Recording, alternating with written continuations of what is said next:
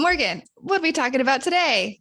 Today, we're going to talk about red flags for bad clients on Upwork and in real life.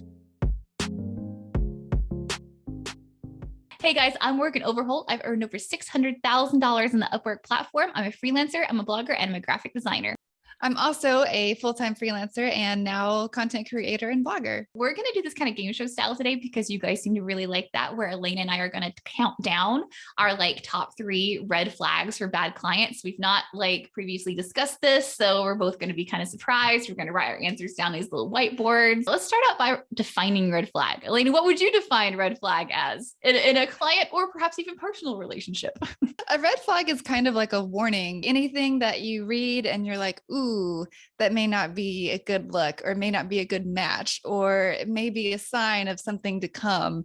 It's a little bit of like an ominous, like it's like a dark cloud, if you will, coming this way. That would be what I define as a red flag. How would you define it? I would say exactly that. And I think red flags are so very important in real life, personal life, but also in business. Because a lot of times you kind of, I'm sure we've all had that bad gut feeling, where you think, oh God, I don't know if this is gonna, work out the way that I think it's going to. And it's so important to sort of think about those things and consider those things, especially in business and especially as freelancers, because we can predict so many bad outcomes or avoid so many bad outcomes if we pay attention to those little voices in the back of our heads and pay attention to those little red flags. It's all about learning and growing and figuring out what not to avoid or what to avoid in the future. And that's kind of why identifying these red flags are so very, very important, I think, to freelancers and Upworkers and freelancers in general. All right, so number 3. Reveal. Ooh, too specific or not specific enough. And I have excessive communication. In my mind, this obviously goes both ways. I think anytime a client, so too specific means, anytime I see a client who's like, okay, I want, a flyer and I want you to do it one revision and then I want to approve it by this day. And then I want you to do a second revision by this day. And then I want 2 different options to look at. And I want this designed in this program and I need it in X amount of hours. And then not specific enough. You also get the other side of that where people go on Upwork and they say, oh, I need a graphic. Yeah, I've seen that too. I'll know what I want when I see it. Yeah. And so I think either one of those things, like if, too far in either direction can be like a bad sign. So I chose excessive communication for mine. And I've been personally burned by this one a couple of times. And nowadays, when there's too much communication pre-contract or early on in the contract, I will just kind of cut the contract before any work even starts. Like on Upwork, in my early days on Upwork, I had a client who literally, after we did the contract, they called me every single day. It was for a poster. They called me every single day on my cell phone. They were sending multiple messages. They were sometimes not even related to the project, just talking about their lives and all this stuff. And it got to the point where I think I had put in so many hours just talking to the client about miscellaneous stuff before even actually working that it shouldn't have been a surprise by the time we got to the project. It was just completely off the rails. I mean, it was just completely excessive. I've also been in the situation on Upwork where people treat it like it's a traditional job interview, where they make me go through multiple rounds of traditional interviews to determine whether or not I'm a good fit for the job. And then they never even end up sending me any work, which is ridiculous. I don't do that kind of stuff either anymore. So yeah, I would definitely say excessive communication, because you don't want to spend all of your time just talking about doing the project and never actually working on the project. All right, ready? Number 2. Okay.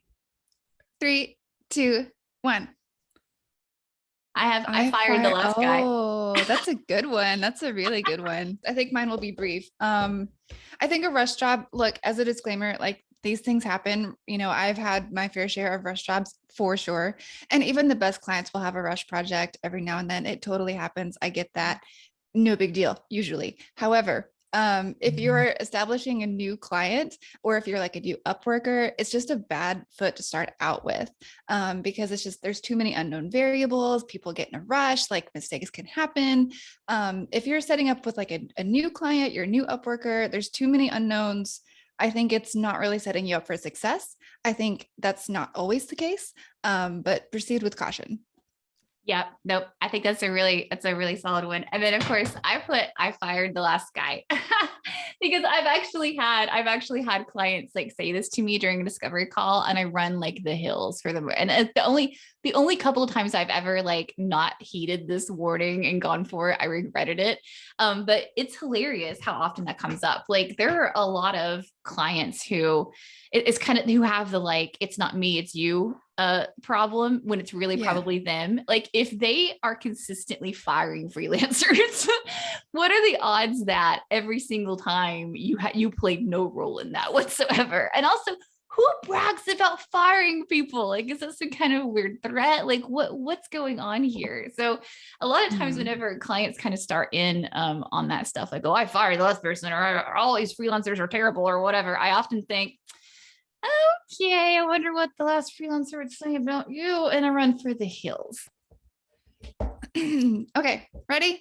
Yes. 1, 2, 3, reveal. Oh, unrealistic expectations. I think I like yours even better than mine. I'm just trying to put a nice little bow on our video. All right, you want to go first?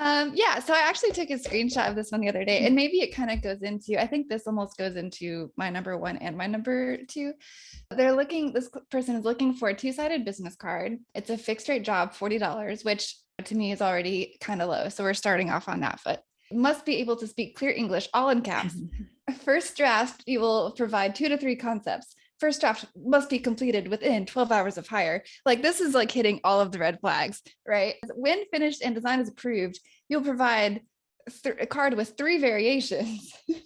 This and must be available to complete the job within 24 hours of hiring. Like this guy is just going on like, and that's like only snippets of it. Like this just keeps going.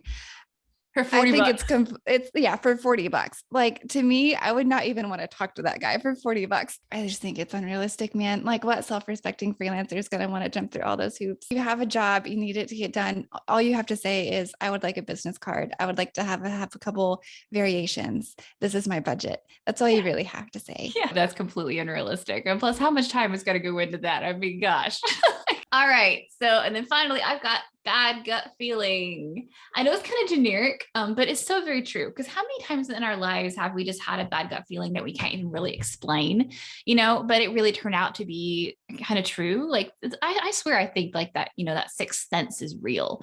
There's so many other red flags that I've experienced, with clients that are, perhaps a little bit more minor than what we talked about today. Like there's a lack of mutual respect, there's bait and switch, there's like all sorts of stuff that client asking for a bunch of free work. It's obviously a giant red flag, but at the end of the day, I think our red flags kind of vary between from freelancer to freelancer. And it's really about just kind of trusting your gut and your own experience. And if your soul is telling you, hey, look, this scene doesn't feel right, there's something off with the situation.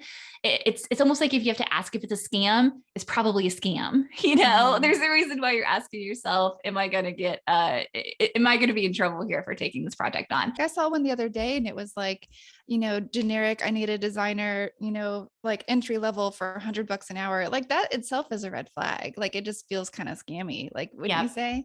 Yep, exactly. So I would say kind of listen to your bad gut overall, at the end of the day. That's the biggest thing that you could do. And every time I've ever ignored my bad gut, I swear it's bit me in the butt. So I just nowadays I'm really big about just listening to myself, listening to my own internal, red flags and trying to avoid those situations before they ever begin. And again, it's so important, guys, that you develop your own set of red flags in your own life. I think they're going to be different for everybody, but especially in freelance, it's so important to have them because it sets you up for success. The best way to prevent a bad outcome is to not pursue a bad client, not to inject yourself into a bad situation knowingly. And that's the best way to live a happy freelancer life. So.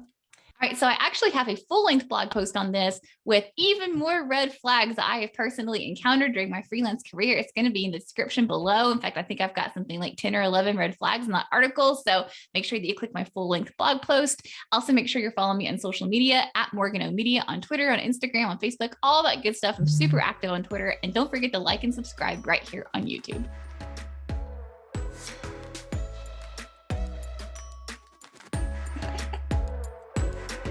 Leah's got the moonshine out today. Got white lightning right here.